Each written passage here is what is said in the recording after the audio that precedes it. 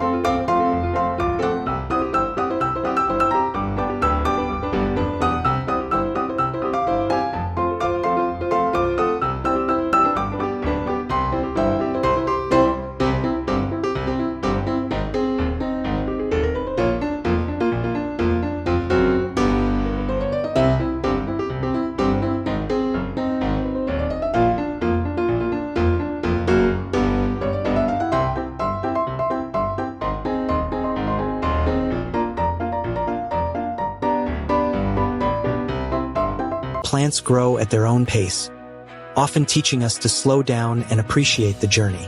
After 2 weeks, here's what's happening. The ghost orchid seeds are still dormant, but don't worry, that's normal. Meanwhile, the Titan arum is starting to show a tiny green sprout. And the Welwitschia? No signs of life yet, but fingers crossed. It's not always smooth sailing. Rare seeds can be finicky, but every challenge is part of the journey. Now, let's talk about what we can learn from growing rare seeds. Here are some quick tips to improve your success rate with challenging plants. First, always research the natural habitat of the plant. For example, the ghost orchid thrives in humid, swampy environments, so I'm using a humidity dome to replicate that condition. Second, soil composition is key. For the Welwitschia, I'm using a mix of sand and loam to mimic its desert origins. If you're unsure about the right mix, check online forums or botanical guides for advice tailored to the plant species. Third, be patient and keep a journal. Track your watering schedule, light conditions, and any changes you notice in the seeds or soil. This helps identify what works and what doesn't. Finally, don't be afraid to ask for help. Gardening communities are incredibly supportive. Join forums, social media groups, or even local botanical clubs to share your experiences and learn from others. Now, I want to hear from you. Have you ever tried growing rare plants? What's the most unusual seed you've planted? And how did it go? Leave a comment below and let's swap stories. If you're new to gardening and have questions, ask away. I'll be answering as many as I can. So, did they grow? Well, the Titan arum is officially sprouting, and that's a huge win. The others? We're still waiting, but gardening teaches us patience, right?